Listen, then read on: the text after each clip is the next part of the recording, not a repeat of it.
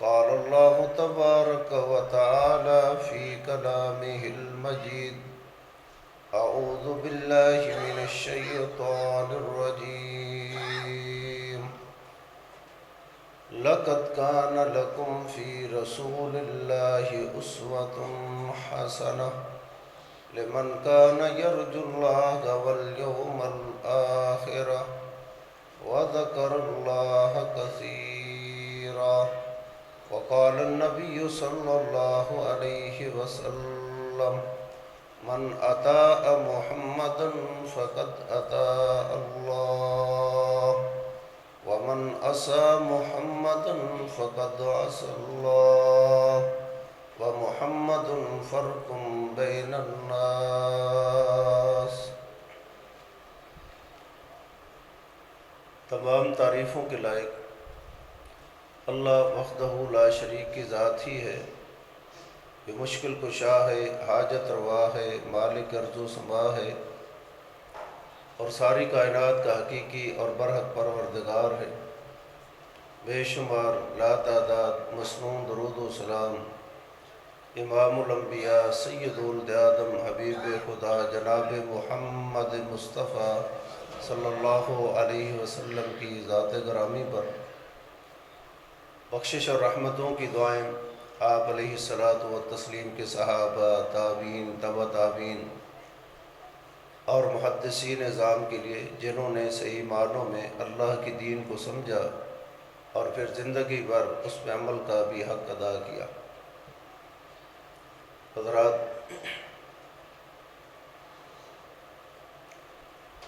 صحیح بخاری کی ایک لمبی حدیث ہے.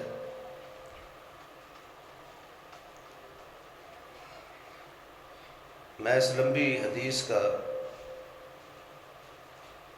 ابتدائی ٹکڑا ذکر کرنا چاہوں گا.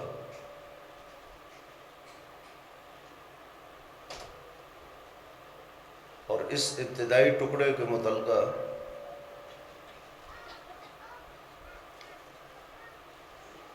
جو مسائل مجھے سمجھ آئے ہیں وہ بھی ذکر کروں گا.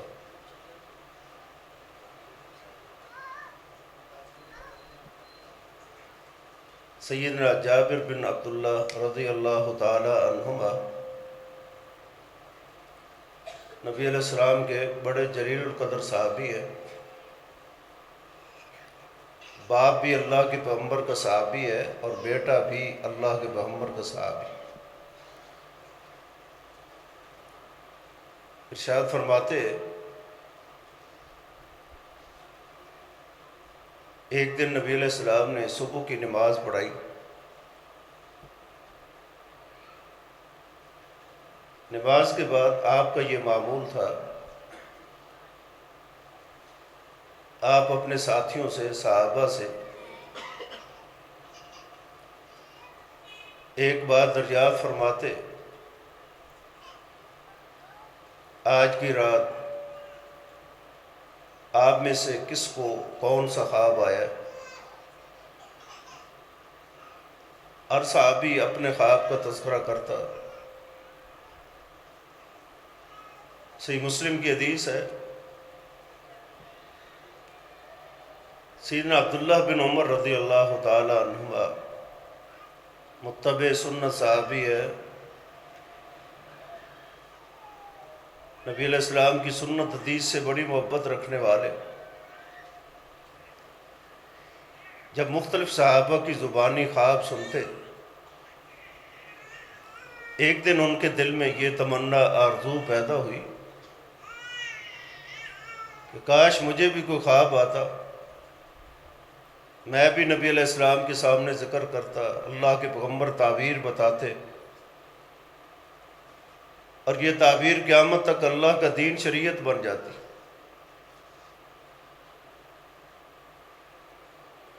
نبی علیہ السلام نے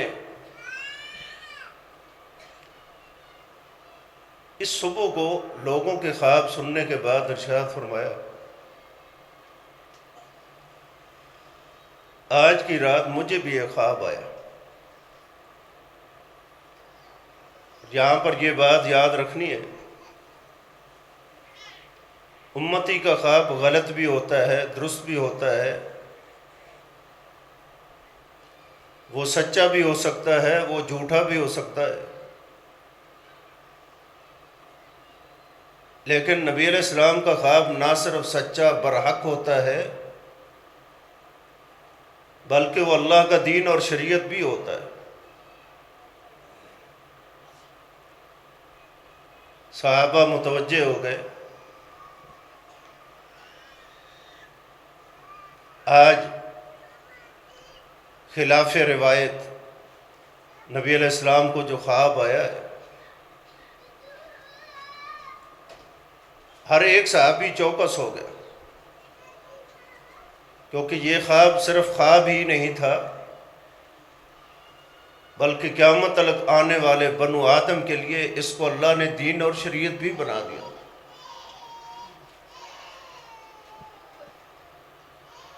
نبی علیہ السلام نے فرمایا اتانی ملکان، اس رات خواب کے اندر میرے پاس دو اللہ کے فرشتے آئے، ایک کا نام جبرائیل ہے اور دوسرے کا نام میکائیل ہے، اور آ کر مجھے کہنے لگے کہ اللہ کے حبیب ہمارے ساتھ تھوڑا سا سفر کریں۔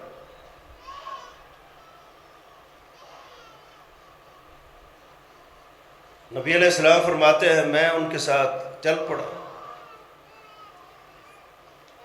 ابھی تھوڑا سا سفر کیا تھا کہ میں نے دوران سفر ایک شخص کو دیکھا،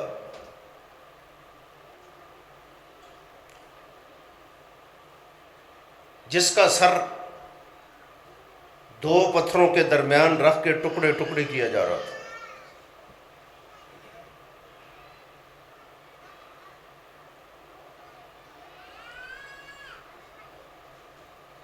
میں یہ منظر دیکھ کے بڑا پریشان ہوا۔ رحمت للعالمین پیغمبر ہے، تو میں نے جبرائیل سے پوچھا من ھذا، جبریل امین یہ تو بتلائے یہ شخص کون ہے، اس کا جرم کیا ہے، قصور کیا ہے؟ نیچے پتھر ہے، اوپر اس کا سر ہے، اور ایک شخص پتھر لے کر اس کے سر کو ٹکڑے ٹکڑے کر رہا ہے، کچل رہا ہے، کیما بنا رہا ہے۔ سر ٹکڑے ہو جاتا ہے، پھر صحیح ہو جاتا ہے، پھر وہ پتھر مارتا ہے، ٹکڑے ہو جاتا ہے، پھر صحیح ہو جاتا ہے، یہ سلسلہ جاری ساری ہے۔ جبریل امین نے عرض کی اللہ کے حبیب تھوڑا سا سفر کرے، آپ کو بتاتے ہیں اس شخص کا جرم کیا تھا، یہ کون ہے۔ نبی علیہ السلام فرماتے ہیں میں تھوڑا سا آگے گیا تو میں نے سفر کے اندر ایک دوسرا خوفناک منظر دیکھا۔ ایک شخص جو ہے وہ کھڑا ہے، اور دوسرا شخص جو ہے لوہے کے کڑے کے ساتھ اس کی باچھوں کو چیرتا ہوا گدی تک لے جاتا ہے، اور پھر دوسری طرف سے باچھیں چیرتا ہوا گدی تک لے جاتا ہے۔ جب دوسری طرف سے شروع کرتا ہے تو پہلی درست ہو جاتی ہے، اور جب پہلی کی طرف آتا ہے تو دوسری درست ہو جاتی ہے، یہ سلسلہ بھی جاری اور ساری۔ میں نہ رہ سکا، میں نے پوچھا من ھذا جبرائیل، یہ کون ہے، اس شخص کا جرم کیا ہے؟ یہاں پر یہ بات اچھی طرح سمجھے، اگر نبی علیہ السلام عالم الغیب ہوتے تو اللہ کے پیغمبر کو پوچھنے کی ضرورت کیا تھی کہ یہ مجرم کون ہے، اس کا جرم کیا ہے؟ آپ کا پوچھنا اس بات کی بین دلیل ہے کہ آپ عالم الغیب نہیں ہیں۔ نبی علیہ السلام فرماتے ہیں جبریل امین نے عرض کی اللہ کے حبیب تھوڑا سا اور سفر کرے، بتاتے ہیں اس کا جرم کیا ہے۔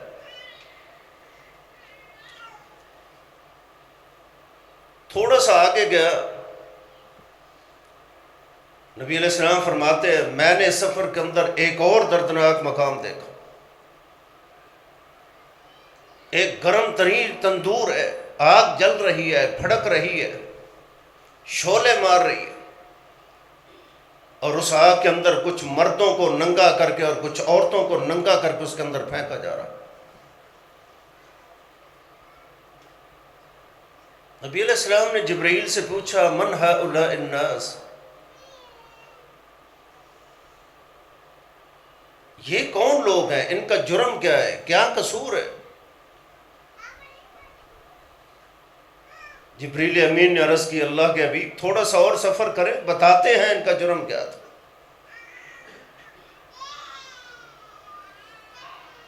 نبی علیہ السلام فرماتے ہیں میں تھوڑا سا آگے گیا، اس سفر کے اندر میں نے چوتھا ایک خوفناک منظر دیکھا۔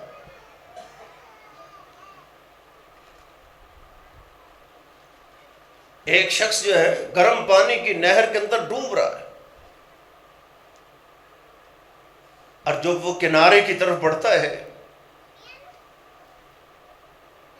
کنارے پہ ایک شخص بیٹھا ہے جو پتھر مار مار کر دوبارہ اسے وہاں دھکیل دیتا ہے۔ یہ شخص چیخ رہا ہے، چلا رہا ہے، لیکن نجات کا کوئی رستہ نہیں۔ آپ سوچیں اگر گرمی کی شدت ہو، حدت ہو، گرم ترین دن ہو، آپ کو اس گرم پانی کے ساتھ صرف وضو کرنا پڑے، انسان کے لیے کس قدر مشکلات ہیں، گراں گزرتا ہے، کتنی تکلیف محسوس کرتا ہے۔ اور جو نہایت سخت ترین گرم نہر کے اندر ڈوب رہا ہو، چلا رہا ہو، اس کی کیفیت کیا ہو؟ یہ کافی لمبی حدیث ہے، آئیے میں ان چار مختلف خوفناک مناظر کے متعلقہ تھوڑی سی تفصیل عرض کرنا چاہوں گا۔ یہ بڑا مبارک مہینہ ہے، بابرکت مہینہ ہے۔ یہ ہر سال ایک تربیت لے کر آتا ہے، ایک پیغام لے کر آتا ہے۔ آئیے آج کے دن ہم نے سوچنا ہے، غور فکر کرنی ہے کہ کہیں ہمارے اندر یہ سارے گناہ اور جرم موجود تو نہیں؟ اگر موجود ہے، اور یقیناً موجود ہے، تو ان کی جو سزا اللہ کے پیغمبر نے دیکھی وہ بھی سامنے رکھیں، اور اس مبارک مہینے کے اندر اپنی اصلاح کی کوشش کریں۔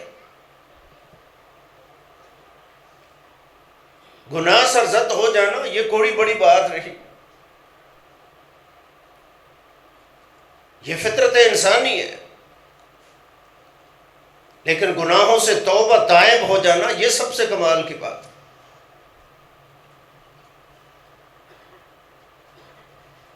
آئیے ایک دور ایسا بھی تھا جب لوگوں سے کوئی گناہ سرزد ہو جاتا، وہ کس قدر نادم ہو جاتے، پشیمان ہو جاتے، پریشان ہو جاتے،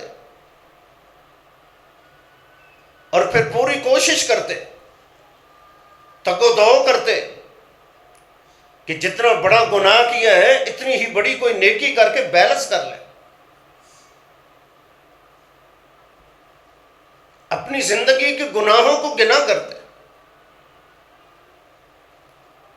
آج ہم نیکیاں تو ہاتھوں پہ گنتے ہیں کہ میں نے یہ نیکی کی ہے، وہ کی ہے، وہ کی ہے، کبھی گناہوں کو بھی اپنے ہاتھوں پہ گنا۔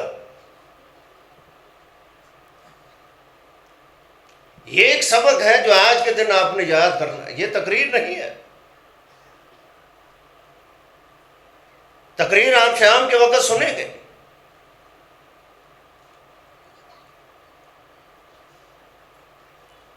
نبی علیہ السلام نے پہلا منظر جو دیکھا، ایک شخص جو ہے اس کا سر دو پتھروں کے درمیان رکھ کے ٹکڑے ٹکڑے کیا جا رہا، کچلا جا رہا۔ جبریل امین نے عرض کہ اللہ کے حبیب اس کا جرم یہ ہے۔ اللہ نے دن اور رات کے 24 گھنٹوں میں اس پر نمازیں فرض کی تھی، اور یہ نمازیں نہیں پڑھتا تھا۔ کتنے لوگ ایسے بھی آپ نے دیکھے ہوں گے، صبح سے شام تک روزہ رکھیں گے، منہ بند رکھیں گے، لیکن نماز کی فکر نہیں ہے۔ حالانکہ نماز بڑا قیمتی تحفہ ہے، یہ اللہ کی قربت کا ایک بڑا اہم ترین ذریعہ، یہ اللہ کی رضا کا ایک اہم ترین باعث ہے۔ اگر مشکل کی کوئی گھڑی آئے، پریشانی کی کسی ساہ کے اندر گھڑی میں، آپ اس نماز کے نسخے کو آزما کر تو دیکھیں۔ فرائض تو بڑے دور کی بات ہے، بڑی اہمیت والے، آپ 2 رکعتیں پڑھ کر تو دیکھیں اللہ آپ کی مشکل کو کیسے آسان فرما دیتا ہے۔ آئیے اس پر ایک واقعہ سنیں اور اس کو زندگی کا معمول بنائیں۔ صحیح بخاری کی حدیث ہے، نبی علیہ السلام فرماتے ہیں، جد الانبیاء سیدنا ابراہیم علیہ السلام جب اپنی بیوی اما سائرہ کو لے کر ایک جنگل کی طرف جا رہے ہیں اللہ کے حکم کے مطابق، رستے میں ایک بستی آتی تھی، اس بستی میں ایک بڑا ظالم بادشاہ رہتا، یہ بڑا سفاک تھا، درندہ تھا، وہاں سے کسی عورت کے گزرنے کی اجازت نہیں تھی جب تک یہ اس کی عزت دری یا اس کی عزت کو لوٹ نہ لیتا، وہاں سے گزرنے کی اجازت نہیں تھی۔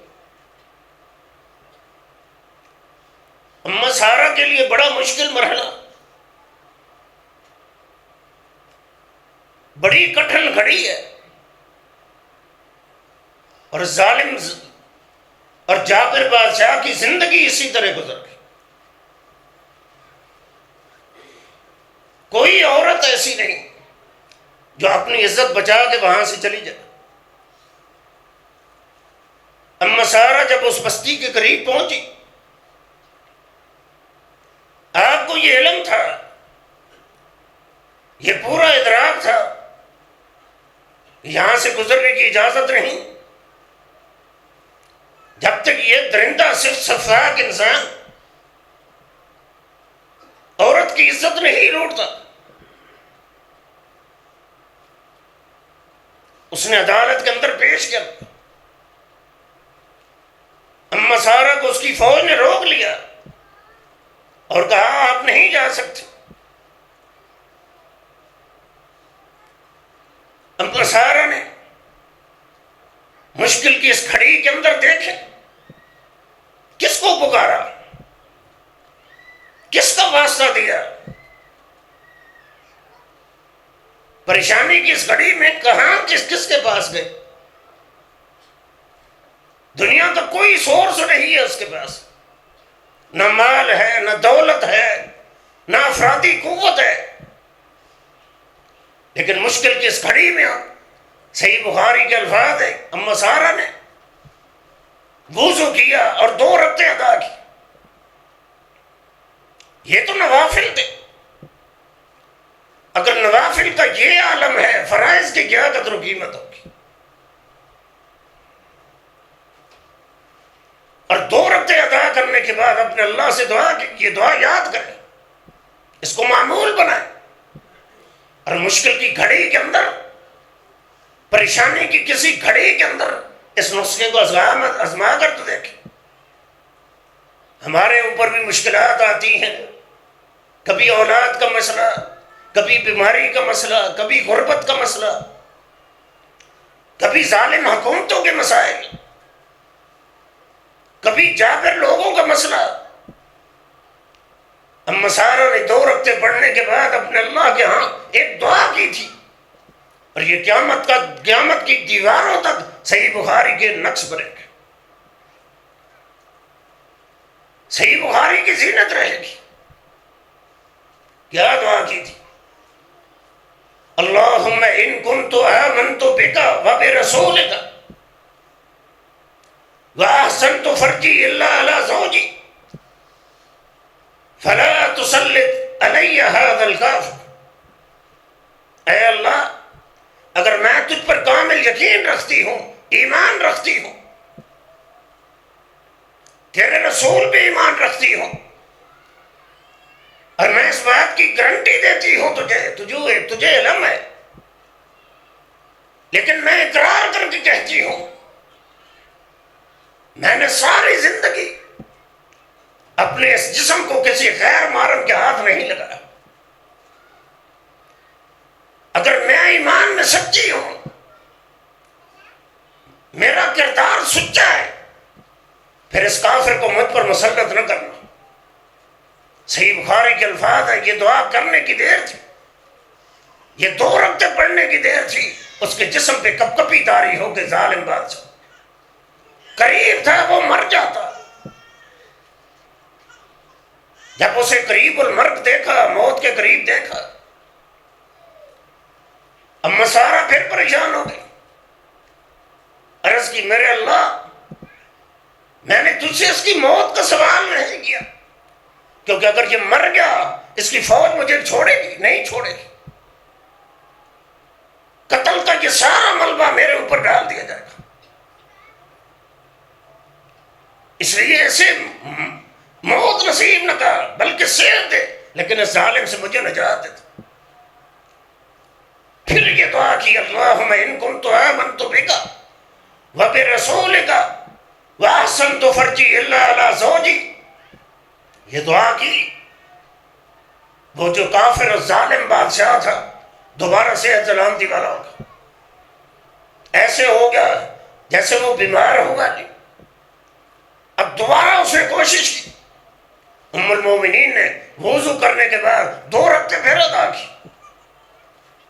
پھر یہ دعا کی اپنے اللہ سے، اللہ نے ظالم بادشاہ سے نہ صرف نجات دلائی،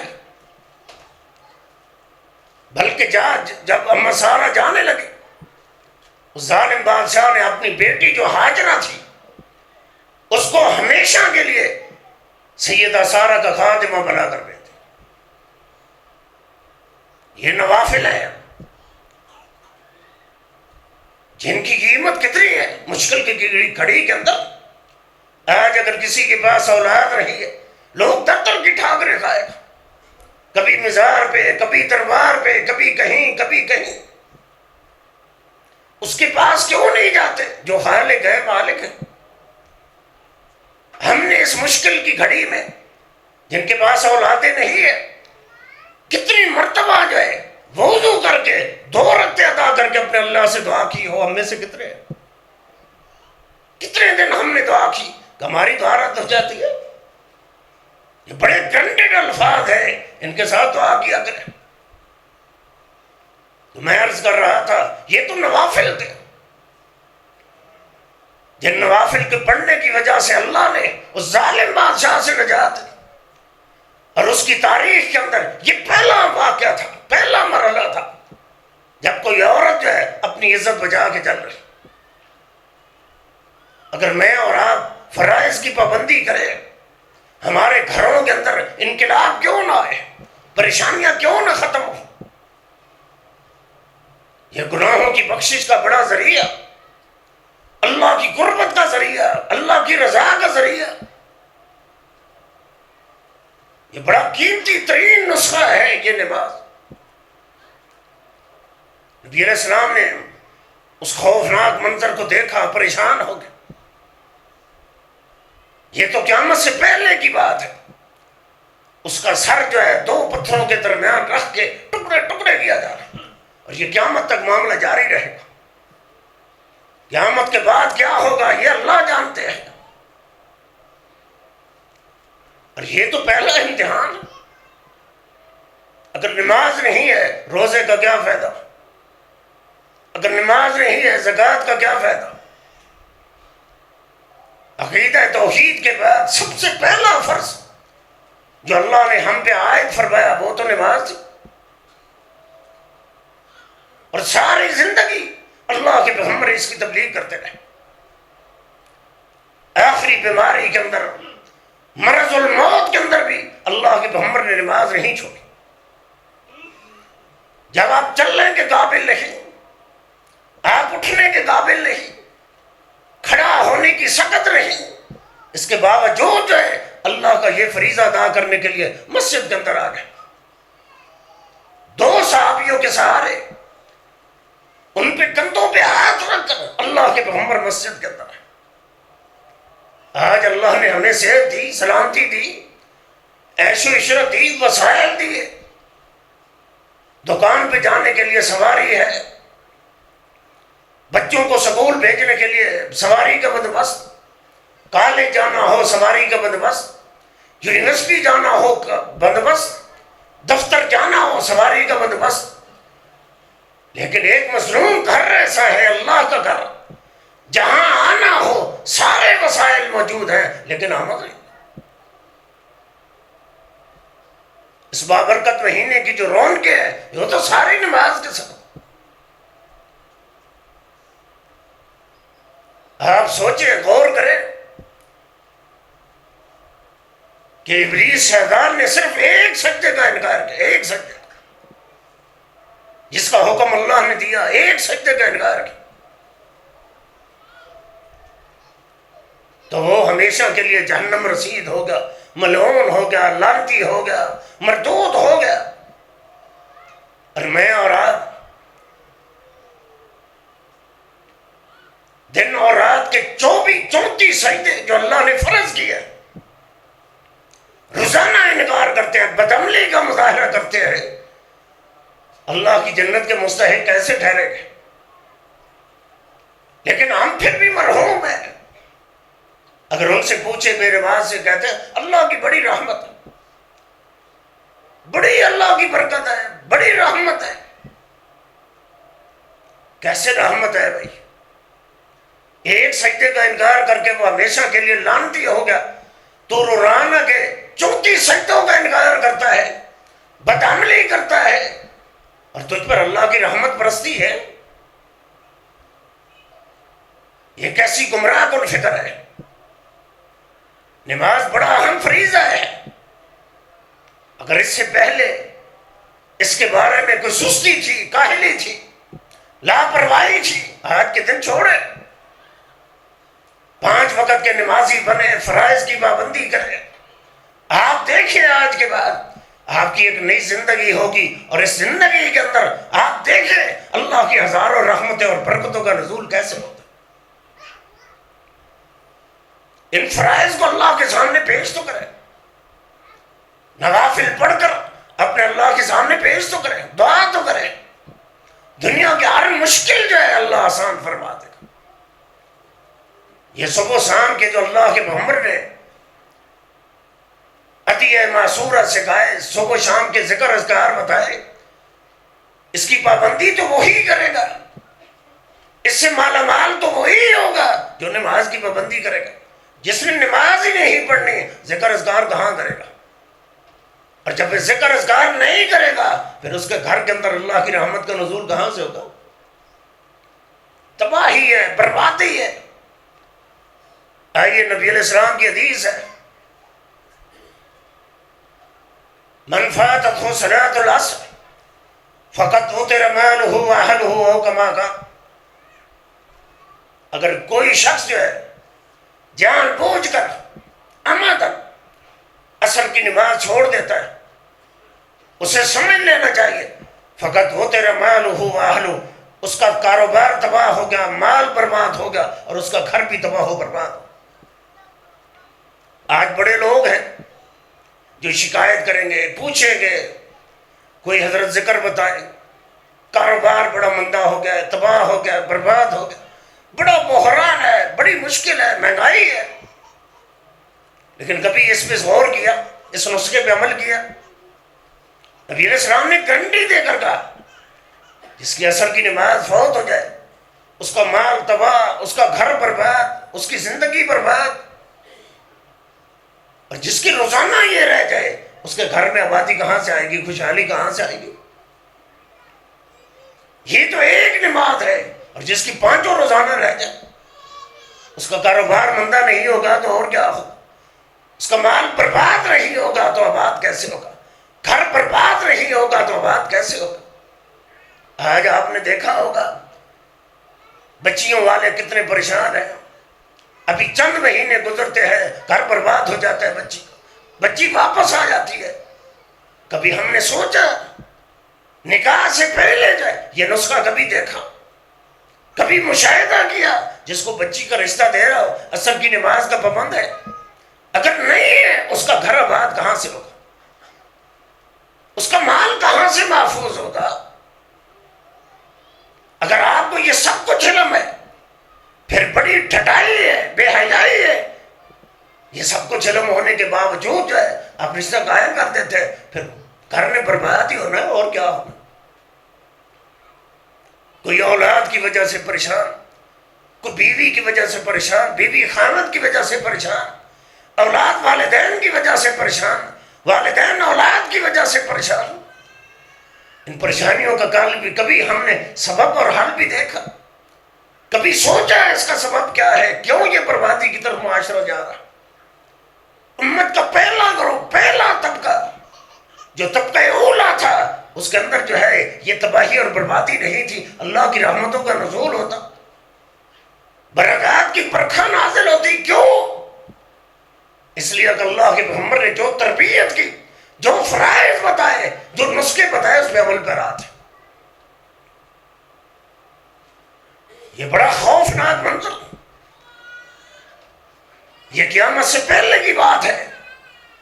اگر اس شخص کو بے نماز ہونے کی جرم میں یہ اتنی بڑی سزا دی جا رہی ہے جو قیامت تک جاری رہے گی، اگر میں اور آپ اس فریضے کی پابندی نہیں کریں گے تو میں اور آپ اس سزا سے بچ جائیں گے؟ نہیں، دیگر سارے فرائض بعد میں، عقیدے کے بعد سب سے پہلا فرض یہ نماز ہے۔ اول ما یحاسب بہ العبد یوم القیامہ الصلاۃ، یہی تو پہلا امتحان ہے، یہ پہلا پیپر ہے۔ من نجا فیہا نجا فی الاخری، جو اس کے اندر کامیاب ہو گیا دوسرے امتحانوں میں کامیابی اور کامرانی کی پہلی اساس، پہلی کڑی جو ہے، پہلی سیڑھی جو ہے یہ نماز۔ روزے تب قبول جب نماز کی پابندی، زکوٰۃ تب قبول جب نماز کی پابندی، اللہ کے راستے میں خرچ کیے صدقات خیرات تب قبول، عمرے تب قبول، حج تب قبول جب نماز کی پابندی۔ اگر 11 مہینے جو ہے اس فریضے سے ہم دور رہیں، رمضان آ جائے، مسجد آباد ہو جائے، جیسے رمضان چلا جائے یہ فریضہ ساتھ ہی رخصت ہو جائے، اس روزے کا کیا فائدہ؟ اس قیام کا کیا فائدہ؟ کیا پابندی کا فائدہ؟ آپ کی تلاوتیں کہاں گئی؟ ذکر کہاں گئے؟ یہ تو ایک تربیت لے کر آیا تھا، ایک پیغام لے کر آیا تھا، یہ پیغام اور تربیت چھوڑ کے جاتا ہے 11 مہینے اس کے مطابق عمل کریں۔ دوسرا منظر جو نبی علیہ السلام نے دیکھا، ایک شخص ہے، اس کی باچھوں کو گرم لوہے کے کڑے کے ساتھ چیرا جا رہا، اس کے منہ کے ٹکڑے ٹکڑے کیے جا۔ نبی علیہ السلام نے پوچھا من ھذا، اے جبریل بتاؤ اس کا جرم کیا ہے، قصور کیا ہے، کیوں اتنی بڑی سزا کے لیے؟ جبریل امین نے عرض کی اللہ کے حبیب اس کا گناہ جرم یہ، جب یہ صبح گھر سے نکلتا جھوٹ بولنا شروع کرتا، سارا دن جو ہے اس کی زبان سے جھوٹ نکلتا رہتا، حتیٰ یرجع الی البیت، یہاں تک کہ گھر واپس لوٹ جاتا۔ صبح سے لے کر شام تک جو ہے اس کی زبان پہ جھوٹ ہی جھوٹ ہے، کبھی سچ نہیں سنا۔ اور آج لوگوں سے کہا جائے سچ کی پابندی کریں، جواب میں کیا کہتے ہیں؟ اگر سچ بولیں کاروبار چلتا ہی نہیں، معاشرے کے اندر جو ہے رہنے مشکل ہے۔ حضرت سچ کی کیسے پابندی کریں؟ نہ کاروبار سچ کے مطابق، نہ معاشرہ سچ کے مطابق، اس کو پروان کس نے چڑھانا ہے؟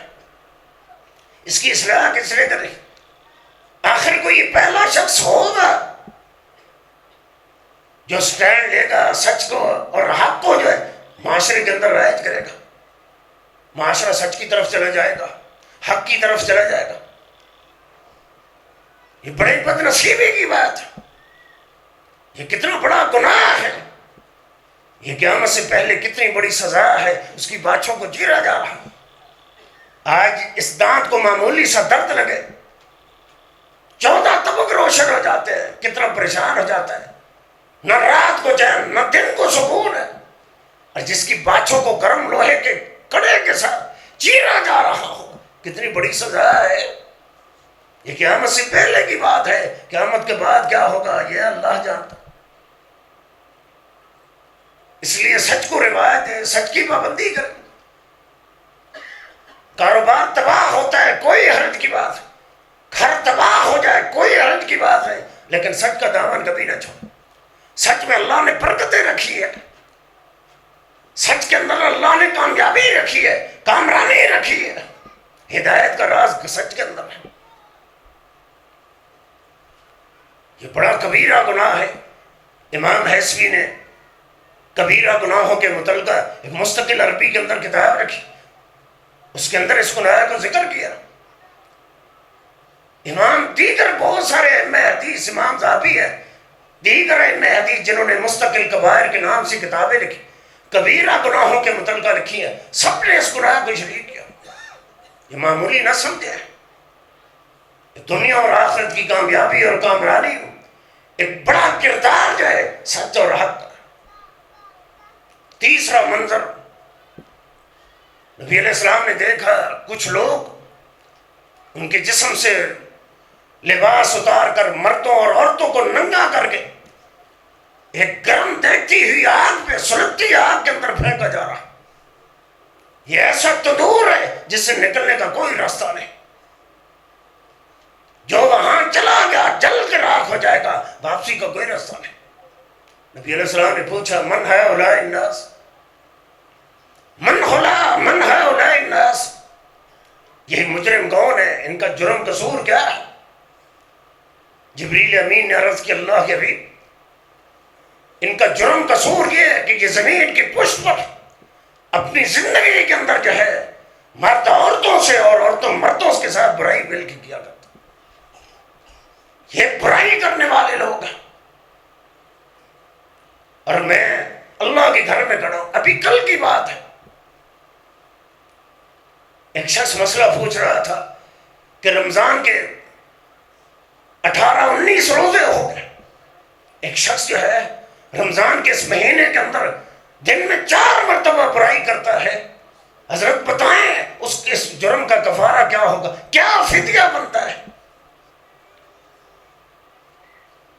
عمر رضی اللہ تعالیٰ عنہ کہ دور حکومت میں, دور خلافت میں ایک شرابی کو رمضان میں لایا گیا جو شراب کا مرتکب تھا. شراب پی کر روزہ توڑ دیتا. عمر بن خطاب رضی اللہ عنہ کی عدالت میں آیا. خلیفۃ المسلمین نے کہا شرم نہیں آتی, شرم نہیں آتی. اس رمضان کے مقدس روزوں کی پابندی ہمارے یہ چھوٹے معصوم بچے بھی کرتے ہیں. ہم تو ان کو بھی روزہ رکھواتے ہیں. تو بالغ ہو کر باشعور ہو کر جو ہے روزے کا اہتمام نہیں کرتا, شرم نہیں آتی؟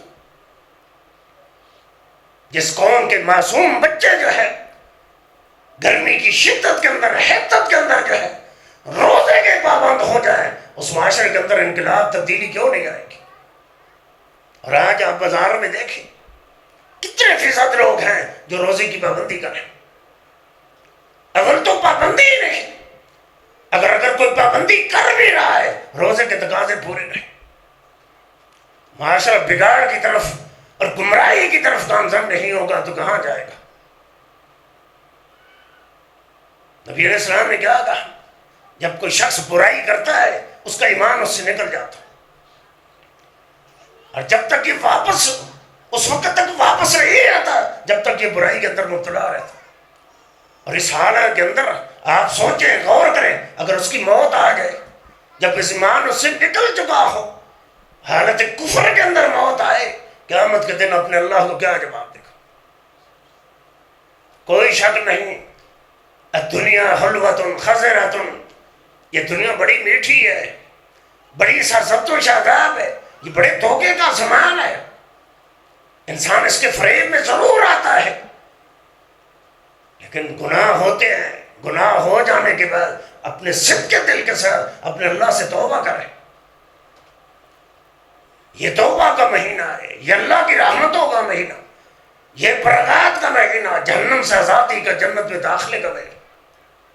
مومنوں کے لیے اللہ جو ہے جہنم کے دروازوں کو بند کر کے اپنی جنت کے سارے دروازے کھول دیتے۔ گناہگار اسی طرح ہے جو گناہوں کے اندر لتڑے پڑے۔ آئیے صحیح بخاری کتاب المغازی کی حدیث ہے، وحشی بن حرب یہ حالت کفر کے اندر نبی علیہ السلام کے چچا سیدنا حمزہ رضی اللہ تعالی عنہ کو شہید کیا۔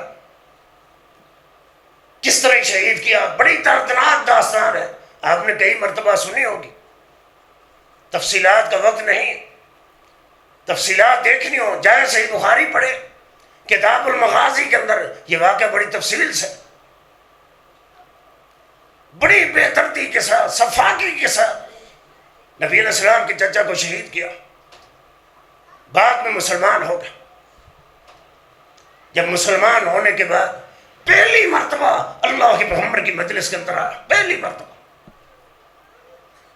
نبی علیہ السلام نے دیکھا، آپ نے فرمایا تو وحشی بن حرب ہے؟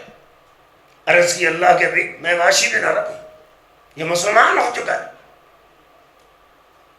نبی علیہ السلام نے اس کو دیکھا، آپ کی آنکھیں اشکبار ہو گئی، آنکھوں میں آنسو آ گئے، آپ کو اپنے چچا کی وہ دردناک شہادت جو تھی وہ ساری یاد آ گئی۔ آخر خون تھا، چچا جو ہے یہ خون تھا، اور خون انسان کو یاد آ جاتا ہے،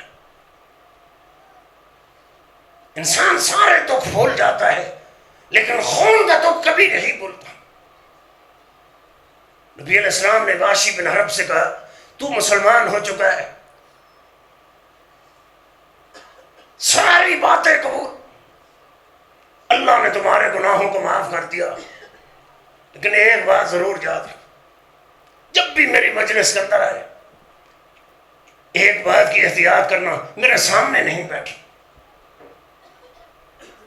ساری باتیں ختم، معاف، کیونکہ تو مسلمان ہو چکا ہے، میرے اللہ نے معاف کر دیا، میں نے معاف کر، سب کچھ معاف، لیکن بس ایک احتیاط ضرور، میرے سامنے نہیں آ، کیونکہ جب بھی تو سامنے آئے گا مجھے اپنے چچا کی وہ دردناک شہادت داستان پوری کے پوری الف سے لے کر یا تک جو ہے مجھے ذہن کے اندر۔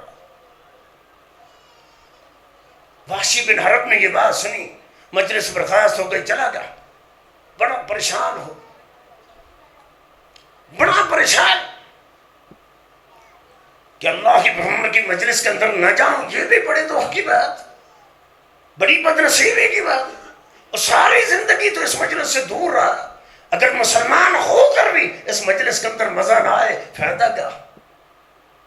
اب سوچا حالت کفر کے اندر اتنا بڑا گناہ کیا، اب میں مسلمان ہو چکا ہوں، مسلمان ہونے کے بعد میں ایسے ہی کوئی نیکی کروں اس کے مقابلے میں، جس طرح وہ گناہ جو ہے قیامت کی دیواروں تک لکھا ہوا ہے، اس طرح وہ نیکی جو ہے وہ بھی قیامت کی دیواروں تک لکھی ہے، تاکہ گناہ نیکی پیلس ہو جائے، حالانکہ اللہ نے معاف کر دیا، لیکن فکر لائق ہو گئی، اللہ کی پیغمبر نے یہ بات کیوں کہی؟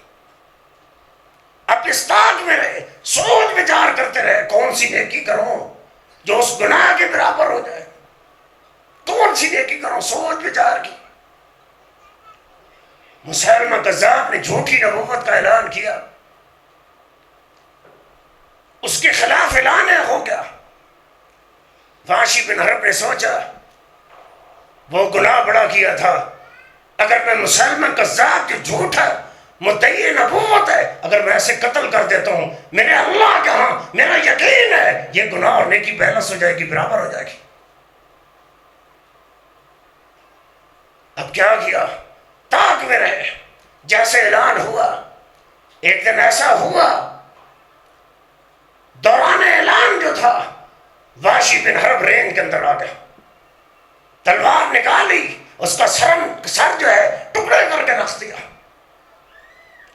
جب یہ ٹکڑے کر کے واپس مڑ گئے، پورا تیقن ہو گیا یہ وہ نیکی ہے جو اس گناہ کے برابر ہو جائے گی، اس نیکی کی وجہ سے اللہ میرے ان سارے گناہوں کو معاف کر دے گا۔ اور ہم بھی گناہ کرتے ہیں، کتنے بڑے بڑے گناہ کر دیتے ہیں، کبھی ہم نے بھی سوچا ان گناہوں کے مقابلے میں کوئی بڑی نیکی بھی کرے تاکہ گناہ اور نیکیاں جو ہے ان کا پلہ برابر ہو جائے؟ کبھی ہم نے سوچا؟ ہماری تو یہ سوچ نہیں۔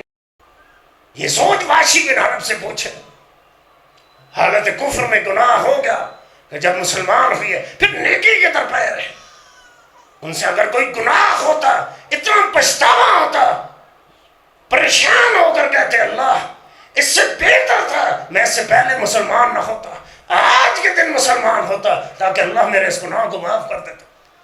جہاں صحیح بخاری کتاب المغازی پڑھے، غالباً اسامہ بن زید رضی اللہ عنہ نبی علیہ السلام کے بڑے برگزیدہ صحابی، بڑے چہیتے صحابی، متبنہ صحابی، ایک جنگ کے اندر گئے اور دوران جنگ ایک شخص کو قتل کرنے لگے، وار کرنے لگے اس پر۔ اس نے فوراً جو ہے ابھی وار چلا نہیں، وار کیا نہیں، بس ایسے تلوار کی، اسی دوران اس نے کلمہ لا الہ الا اللہ پڑھ دیا۔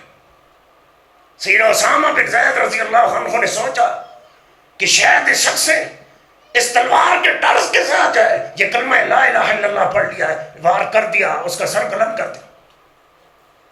واپس پلٹے، جنگ ختم ہو گئی، نبی علیہ السلام کے پاس لوٹے، پریشان ہو گئے، پوری بات نبی علیہ السلام کے سامنے ذکر کر دی۔ اللہ کے بھی فلاں کافر جو تھا جب میں اس پہ وار کرنے لگا، قتل کرنے لگا، اس نے کلمہ لا الہ الا اللہ پڑھ لیا، اس کے باوجود میں نے اسے قتل کر دیا۔ نبی علیہ السلام کے صحابی ہیں، بڑے چہیتے صحابی، بڑے محبوب صحابی، جن کو لوگ سفارشوں کے لیے پیش کرتا تھا، اور اس یقین کے ساتھ کافر پیش کرتے کہ اسامہ کی بات کو آپ اللہ کے پیغمبر رد نہیں کریں۔ اتنا گہرا تعلق، لیکن گناہ سے زد ہو گیا تو نبی علیہ السلام نے کہا اسامہ جب اس نے کلمہ لا الہ الا اللہ پڑھ لیا تھا پھر تو نے قتل کیوں کیا، وار کیوں کیا؟ سیدنا اسامہ بن زید رضی اللہ عنہ نے عرض کی اللہ کے بھی میں نے سمجھا شاید اس نے تلوار کے ڈر سے کلمہ لا الہ الا اللہ پڑھ لیا۔ نبی علیہ السلام نے کہا اللہ شکت بدرہ، کیا تو نے اس کا سینہ چیر کر دیکھا، سینہ چیر کے دیکھا کہ اس نے اس ڈر سے پڑھا؟ سیدنا اسامہ بن زید رضی اللہ عنہ نے کہا اللہ کے حبیب اگر میں سینہ چیر بھی لیتا مجھے کیسے علم ہوتا کہ اس نے تلوار کے ڈر، بس میرا خیال تھا۔ اللہ کے پیغمبر نے کہا قیامت کے دن کیا کہو گے؟ اسامہ بن زید رضی اللہ عنہ کہتے اللہ کی قسم اس دن میں نے رو کر اپنے اللہ سے یہ بات کی، یہ تمنا کی، آرزو کی، آج کاش آج کے دن میں مسلمان نہ ہوتا، اس قتل سے پہلے میں کافر ہوتا، اس کے بعد کلمہ لا الہ الا اللہ پڑھتا تاکہ اللہ میرے اس گناہ کو معاف کر دیتا۔ آج ہم کتنے بڑے بڑے گناہ کرتے ہیں اور کبھی سوچا ٹس سے مس نہیں ہوتے، نہ فرائض کی فکر، نہ احکامات کی فکر، نہ حقوق اللہ کی فکر، نہ حقوق العباد کی فکر، اور نہ اپنے کیے کے کبھی پچھتاوا، کبھی ندامت، کبھی پشیمانی نہیں۔ قیامت کے دن اللہ کے حضور جب پیش ہوں گے کیا جواب دیں گے؟ آئیے گناہوں کا سرزد ہو جانا کوئی بڑی بات نہیں، یہ فطرت ہے، گناہ تو یہ بھی سرزد ہو، لیکن سوچا گناہ کرنے کے بعد جو ہے یہ سوچا اتنی بڑی بات کی، اتنا بڑا دعویٰ کیا کہ کاش اس سے پہلے میں مسلمان نہ ہوتا، حالت اسلام کے اندر اتنا بڑا گناہ مجھ سے سرزد ہوا، اس سے بہتر تھا میں کافر ہوتا، مجھ سے یہ گناہ سرزد ہوتا، اس کے بعد میں کلمہ اشہد ان لا الہ الا اللہ پڑھتا تاکہ اللہ میرے اس گناہ کو معاف کر دیتا، کیونکہ یہ کلمہ لا الہ الا اللہ جو ہے یہ بڑا عظیم نسخہ ہے، بڑا عظیم جملہ ہے۔ نبی علیہ السلام کی حدیث ہے، نوح علیہ السلام نے اپنے بیٹے کو جو وصیت کی، 2 چیزوں کے کرنے کا حکم دیا اور 2 چیزوں سے روکا تھا، ان میں سے ایک چیز جس کا حکم دیا تھا کلمہ لا الہ الا اللہ تھا، اس لیے کہ اللہ کے پیغمبر نے کہا یہ جملہ جو ہے اگر 7 آسمانوں کے کڑے بنا دیے جائیں، اتنے مضبوط کڑے، لوہے سے بھی زیادہ سخت، ان 7 آسمانوں کے کڑے بنا کر، اتنا مضبوط جال بنا کر، کڑے بنا کر، اگر اس کے اوپر کلمہ لا الہ الا اللہ رکھ دیا جائے، اللہ کی قسم ایک ایک ہو کر جو ہے ٹکڑے ٹکڑے ہو جائیں گے کڑے، اتنا وزندار کلمہ۔ آج ہم نے اس کی اہمیت کو سمجھا نہیں، نہ اس کے تقاضوں کا پتہ،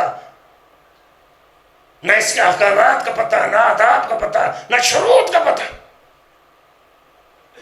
آپ کو آداب کا علم کیسے ہوگا، تقاضے کا علم کیسے ہوگا؟ ہم زندگی کے اندر بڑے مزے کی گفتگو سنتے ہیں، بڑی لچھے دار تقریریں سنتے ہیں، بتائیں اثر کتنا ہوتا ہے؟ کتنا اثر لے کر ہم جاتے ہیں؟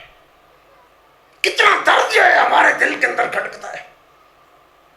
یہ درد پیدا کرو، گناہوں کی بخشش اپنے اللہ سے طلب کرو۔ یہ چند دن رہ گئے، آخری اشرا ہے، نبی علیہ السلام جو ہے لنگوٹا کس لیتے ہیں، خود بھی ساری رات جاگتے، اپنے اہل عیال کو بھی جگاتے، آئیں اپنے اللہ کے سامنے ایک ایک گناہ گن گن کر بتائیں۔ امام حسن بصری کا ایک قول، 40 سال زندگی کا آخری بات، آخری وقت ہے، بڑی تکلیف بیماری شروع ہو گئی، لوگ بڑے حیران تعجب، یہ بڑے کبار تابعین میں سے سکہ محدث، دنیا کی شاید کوئی حدیث کی کتاب ایسی ہو جس میں حسن بصری کی حدیثیں اور روایات نہ، شاید کوئی کتاب ہو۔